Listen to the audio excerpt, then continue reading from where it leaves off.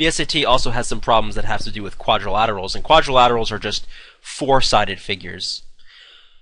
The one thing I want to say about this is often when you have a quadrilateral, such as a square or a rectangle, the solution to the problem will involve in some way a triangle, whether it'll be a special triangle or the Pythagorean theorem.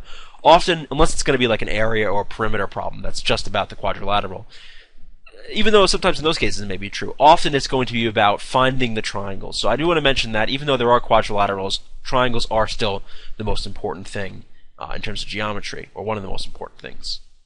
So first, let's talk about the kinds of quadrilaterals you might see in the test. The first is the parallelogram. And judging by the name that's given, it has the following properties. The sides, or opposite sides, are parallel. Right? So this side is parallel to this side. This side is parallel to this side. This little thing right here is a symbol for parallel. Also, opposite sides are congruent.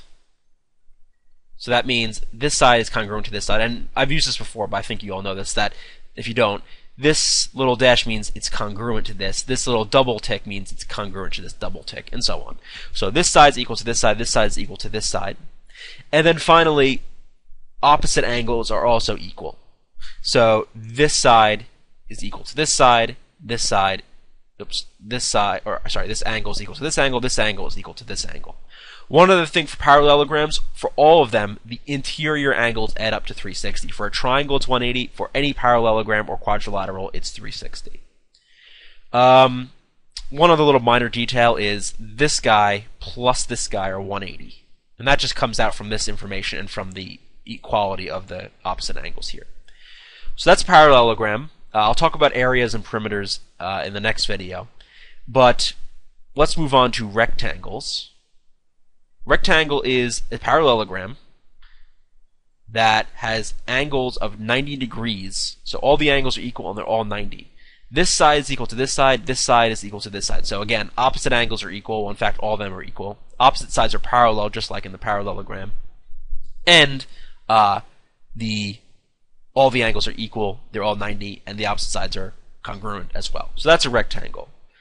The other one to know is the square. And this is also a rectangle, it's also a parallelogram, right? So all these kind of build off of each other.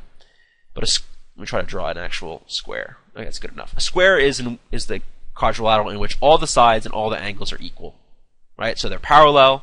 These two guys are parallel to these guys are parallel, these guys are parallel, these angles are equal, these sides are equal. That's a square. One other thing to note is for both the rectangle, well actually also for the quadrilateral, but more often for these guys, rectangle and the square, you're going to have what's called the diagonal, and that's just what connects these two opposite vertexes here, these two opposite points. Diagonal. And often you can use the Pythagorean theorem to find this, especially with the rectangle. With the square, as I mentioned in the 45-45-90 video, when you use a diagonal on a square, yikes, you form a 45-45-90 triangle, right? You know this side's going to be x, this side's going to be x, they're equal because it's a square. So that means by the 45-45-90 rules, this is going to be x rat 2. You could also, again, use the Pythagorean theorem. As long as you get a side, you can get the diagonal, no problem.